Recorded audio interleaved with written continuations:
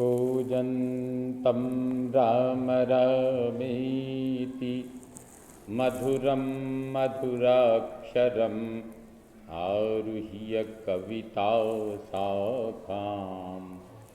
वन्दे वाल्मीकिकोकिलम्।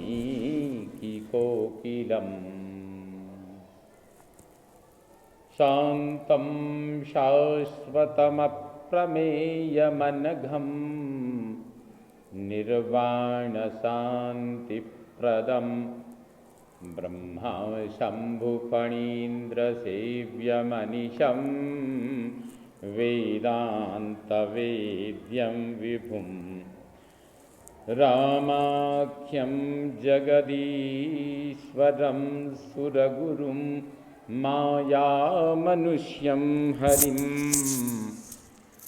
वन्देऽहं करुणाकरं रघुवरं भूपालचूडामणिम्।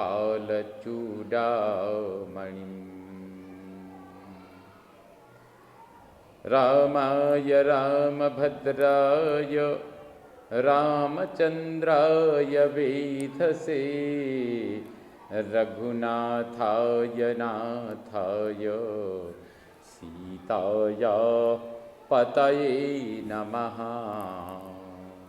भवतां समेषां श्रीमद् वाल्मीकि रामायण पारायणोपक्रमे हार्दं स्वागतम् अभिनन्दनञ्च। इदानीं सुंदरकांडस्य द्वितीयः सर्गः आरभ्यते। इस सर्ग में लंकापुरी का वर्णन, उसमें प्रवेश करने के विषय में हनुमान जी का विचार, उनका लघु रूप से उस लंकापुरी में प्रवेश तथा चंद्रोदय का वर्णन, यह सब यहाँ वर्णित है। सागरमनाधृष्यो मतिक्रम्य महाबलः त्रिकूटस्य तटे लंकां स्थितः स्वस्थो ददर्शः। महाबली हनुमान जी अलंघनीय समुद्र को पार करके त्रिकूट नामक पर्वत के शिखर पर स्वस्थ भाव से खड़े हुए लंकापुरी की शोभा को देखने लगे। ततः पादपमुक्तेन पुष्पवर्षेण वीर्यवान् अभिवृष्टस्ततस्तत्र बभौ पुष्पमयो हरिः। उस समय उनके ऊपर वहाँ वृक्षों से झड़े हुए फूलों की वर्षा होने लगी। इससे वहाँ बैठे हुए पराक्रमी हनुमान जी वो फूल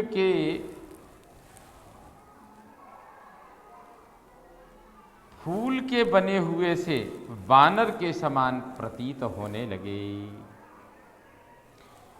योजनानां शतं श्रीमांस्तीर्त्वाप्युत्तम विक्रमः अनिश्वसन् कपिस्तत्र नग्लानिमधिगच्छति। उन पराक्रमी श्रीमान वानरवीर हनुमान जो उत्तम पराक्रम से युक्त हैं, ऐसे हनुमान 100 योजन समुद्र लांघ कर भी वहाँ लंबी सांस नहीं खींच रहे थे और न ही उनका किसी प्रकार से उन्हें थकान का अनुभव हो रहे थे, न ही वो किसी ग्लानि का अनुभव कर रहे थे।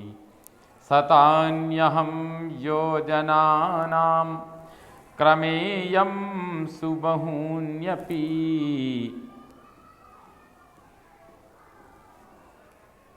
एके पुनः सागरस्यान्तं किं पुनः सागरास्यान्तं किं पुनः सागरस्यान्तं संख्यानं शतयोजनम। उल्टे वे यह सोचते थे मैं 100 योजनों के बहुत से समुद्र लांघ सकता हूँ, फिर इस गिने गिनाए 100 योजन समुद्र को पार करना कौन सी बड़ी बात है। सतु वीर्यवतां श्रेष्ठ प्लवतामपि चोत्तमः जगाम वेगवान् लंकां लंघयित्वा महोदधिम्। बलवानों ने श्रेष्ठ तथा वानरों में उत्तम वे वेगवान पवन कुमार महासागर को लांघकर शीघ्र ही लंका में जा पहुंचे।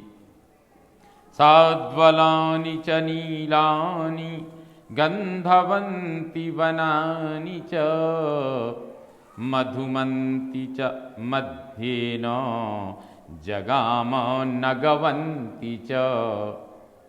रास्ते में हरी हरी दूब और वृक्षों से भरे हुए मकरंदपूर्ण सुगंधित वन देखते हुए वे मध्य मार्ग में जा रहे थे। सालांश्च तरुसंच्छन्नान् सालांश्च तरुसंच्छन्नान् वनराजीश्च पुष्पिताः अभिचक्राम तेजस्वी हनुमान प्लवगर्षभः। तेजस्वी वानर शिरोमणि हनुमान वृक्षों से आच्छादित पर्वतों तथा फूलों से भरी हुई वन श्रेणियों में विचरने लगे। स तस्मिन्नचले तिष्ठन् वनान्युपवनानि च स नगाग्रे स्थितां लंकां ददर्श पवनात्मजः। उस पर्वत पर स्थित हो पवन पुत्र हनुमान जी ने बहुत से वन और उपवन देखे तथा उस पर्वत के अग्रभाग में बसी हुई लंका का भी अवलोकन किया। सरलान् कर्णिकारांश्च खर्जूरांश्च सुपुष्पितान् प्रियालान् मुचुलिन्दांश्च कुटजान् केतकानपि प्रियंगून् गंधपूर्णांश्च नीपान् सप्तच्छदांस्तथा असनान् कोविदारांश्च करवीरांश्च पुष्पितान् पुष्पभारनिबद्धांश्च तथा मुकुलितानपि पादपान् विहगाकीर्णान् पवनाधूतमस्तकान्। उन कपिश्रेष्ठ ने वहाँ सरल चीड़, कनेर, खिले हुए खजूर, प्रियाल, केवड़े, चिरौंजी, मुचुलिंद, जंबोरी नींबू, कुटज, केतक केवड़े, सुगंधपूर्ण प्रियंगु पिप्पली, नीप, कदम्ब या अशोक, छितवन, असन, कोविदार तथा खिले हुए करवीर भी देखे। फूलों के भार से लदे हुए तथा मुकुलित अधखिले बहुत से वृक्ष उन्हें दृष्टिगोचर हुए, जिनमें पक्षी भरे हुए थे और हवा के झोंकों से जिनकी डालियां झूम रही थीं। हंसकारंडवा कीर्णा वापी पद्मोत्पलावृताः आक्रीडान् विविधान् रम्यान् विविधांश्च जलाशयान्। हंसों और कारंडवों से व्याप्त तथा कमल और उत्पल से आच्छादित हुई बहुत सी बावड़ियाँ, भांति भांति के रमणीय क्रीड़ा स्थान तथा नाना प्रकार के जलाशय उनके दृष्टिपथ में आए। संततान विविधैर्वृक्षैः सर्वर्तु फलपुष्पितैः उद्यानानि च रम्याणि ददर्श कपिकुंजरः। उन जलाशयों के चारों ओर सभी ऋतुओं में फल फूल देने वाले अनेक प्रकार के वृक्ष फैले हुए थे। उन वानर शिरोमणि ने वहाँ बहुत से रमणीय उद्यान भी देखे। समासाद्य च लक्ष्मीवान् लंकां रावण पालितां परिखाभिः सपद्माभिः सोत्पलाभिरलंकृताम् सीतापहरणात् तेन रावणेन सुरक्षिताम् समन्ताद्विचरद्भिश्च राक्षसैरुग्रधन्वभिः। अद्भुत शोभा से संपन्न हनुमान जी धीरे धीरे रावण पालित लंकापुरी के पास पहुँचे। उसके चारों ओर खुदी हुई खाइयाँ आदि, उसके चारों ओर खुदी हुई खाइयाँ उस नगरी की शोभा बढ़ा रही थीं। उनमें उत्पल और पद्म आदि कई जातियों के जो कमल हैं वो खिले हुए थे। सीता को हर लाने के कारण रावण ने लंकापुरी की रक्षा का विशेष प्रबंध कर रखा था। उसके चारों ओर भयंकर धनुष धारण करने वाले राक्षस घूमते रहते थे। कांचनेनावृतां रम्यां प्राकारेण महापुरीं गृहैश्च गिरिसंकाशैः शारदाम्बुदसन्निभैः। यह वह महापुरी सोने की चार दीवारी से घिरी हुई थी तथा पर्वत के समान ऊंचे और शरद ऋतु के बादलों के समान श्वेत भवनों से भरी हुई थी। पांडुराभिः प्रतोलीभिः उच्चाभिरभिसंवृताम् अट्टालकशताकीर्णा पताका ध्वज शोभिताम। श्वेत रंग की ऊंची ऊंची सड़कें उस पुरी को सब ओर से घेरे हुई थीं। सैकड़ों अट्टालिकाएं वहां सुशोभित हो रही थीं तथा फहराती हुई ध्वजा पताकाएं नगरी की शोभा बढ़ा रही थीं। तोरणैकाञ्चनैर्दिव्यैर्लतापङ्क्तिविराजितैः ददर्श हनुमान् लङ्कां देवो देवपुरीमिव।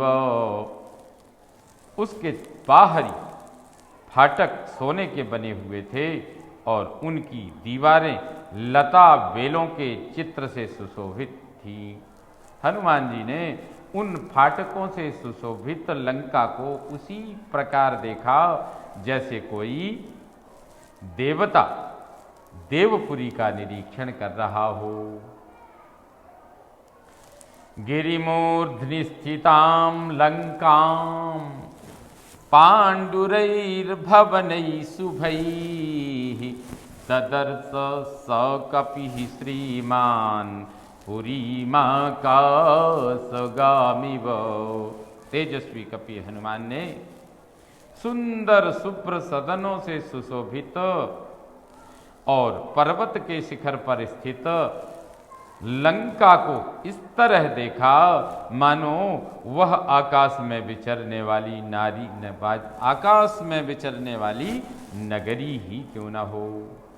पालितां राक्षसेन्द्रेण निर्मितां विश्वकर्मणा प्लवमानामिवाकाशे ददर्श हनुमान कपिः। कपिवर हनुमान ने विश्वकर्मा द्वारा निर्मित तथा राक्षसराज रावण द्वारा सुरक्षित उस पुरी को आकाश में तैरती सी देखा। वप्रप्राकार जघनाम विपुलाम्बुवनाम्बराम सतग्नि शूलके शांताम अट्टालकवतंसकाम मनसेव कृतां लंकां निर्मितां विश्वकर्मणा। विश्वकर्मा की बनाई हुई लंका मानो उनके मानसिक संकल्प से रची गई एक सुंदरी स्त्री थी। चार दीवारी और उसके भीतर की वेदी उसकी जघन स्थली जान पड़ती थी। समुद्र का विशाल जलराशि और वन उसके वस्त्र थे। शतग्नि और शूल नामक अस्त्र ही उसके केस थे और बड़ी बड़ी अट्टालिकाएं उसके लिए कर्णभूषण सी प्रतीत हो रही थीं। द्वारमुत्तरमासाद्य चिन्तयामास वानरः कैलासनिलयप्रख्यम् आलिखन्तमिवाम्बरम् ध्रियमाणमिवाकाशम् उच्छ्रितैर्भवनोत्तमैः। उस पुरी के उत्तर द्वार पर पहुंचकर वानर वीर हनुमान जी चिंता में पड़ गए। वह द्वार कैलाश पर्वत पर बसी हुई अलकापुरी के बहिर्द्वार के समान ऊंचा था और आकाश में रेखा सी खींचता जान पड़ता था। ऐसा जान पड़ता था मानो अपने ऊंचे ऊंचे प्रासादों पर आकाश को उठा रखा है। संपूर्णा राक्षसैर्घोरैर् नागैर्भोगवतीमिव अचिन्त्यां सुकृतां स्पष्टां कुबेराध्युषितां पुरा दंष्ट्राभिर्बहुभिः शूरैः शूलपट्टिशपाणिभिः रक्षितां राक्षसैर्घोरैर्गुहामाशी विषैरिव। लंकापुरी भयानक राक्षसों से उसी तरह भरी थी जैसे पाताल की भोगवती पुरी नागों से भरी रहती है। उसकी निर्माण कला अचिंत्य थी। उसकी रचना सुंदर ढंग से की गई थी। वह हनुमान जी को स्पष्ट दिखाई देती थी। पूर्व काल में साक्षात कुबेर वहाँ निवास किया करते थे। हाथों में शूल और पट्टिस लिए बड़ी बड़ी दाढ़ों वाले बहुत से शूरवीर घोर राक्षस लंकापुरी की उसी तरह रक्षा करते थे जैसे विषधर सर्प अपनी पुरी की करते हैं। तस्याश्च महतीं गुप्तिं सागरञ्च निरीक्ष्य सः रावणं च रिपुं घोरं चिन्तयामास वानरः। उस नगर की बड़ी भारी चौकसी। उसके चारों ओर समुद्र को खाई तथा रावण जैसे भयंकर शत्रु को देखकर हनुमान जी इस प्रकार विचारने लगे, चिंतन करने लगे। आगत्यापीह हरयो भविष्यन्ति निरर्थकाः, नहि युद्धेन वै लंका शक्या जेतुम सुरैरपि। यदि वानर यहाँ तक आ जाएं तो भी व्यर्थ ही सिद्ध होगा, क्योंकि युद्ध के द्वारा देवता भी लंका पर विजय नहीं पा सकते। इमाम त्वविषमाम लंकाम दुर्गाम रावण पालिताम प्राप्यापि सुमहाबाहुः किं करिष्यति राघवः। जिसमें बढ़कर विषम संकटपूर्ण स्थान और कोई नहीं है, जिससे बढ़कर, इस लंकापुरी से बढ़कर विषम संकटपूर्ण स्थान और कोई नहीं है। उस रावण पालित इस दुर्गम लंका में आकर महाबाहु श्री रघुनाथ जी भी क्या करेंगे। अवकाशो न साम्नस्तु राक्षसेष्वभिगम्यते न दानस्य न भेदस्य नैव युद्धस्य दृश्यते। राक्षसों पर साम नीति के प्रयोग के लिए कोई भी गुंजाइश ही नहीं है। इन पर दान, भेद और युद्ध यानी दंड नीति का प्रयोग भी सफल होता नहीं दिखाई देता। चतुर्नामे वही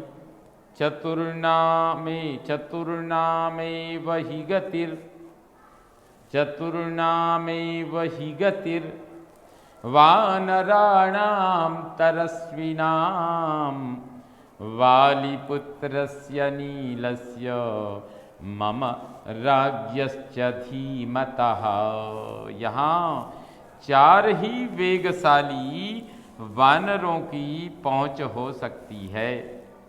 एक वालिपुत्र अंगद, दूसरे नील, और तीसरे मेरी, और चौथे बुद्धिमान राजा सुग्रीव की 4 ही लोग इस लंकापुरी में पहुंच सकते हैं।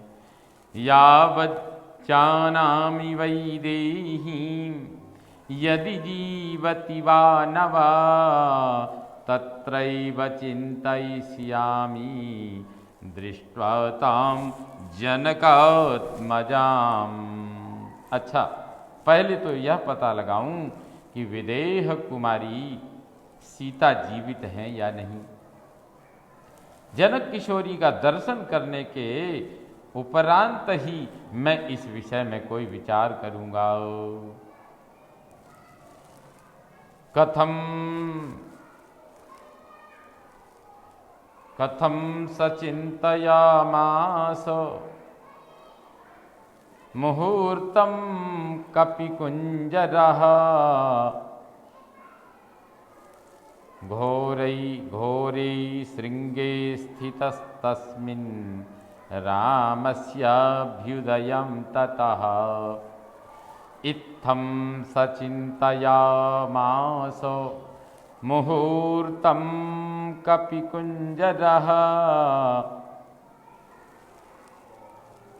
घोरे शृंगे स्थितस्तस्मिन् रामस्याभ्युदयं गतः। तदनंतर उस पर्वत शिखर पर खड़े हुए कपिश्रेष्ठ हनुमान जी श्री रामचंद्र जी के अभ्युदय के लिए सीता जी का पता लगाने के उपाय पर 2 घड़ी तक विचार करते रहे।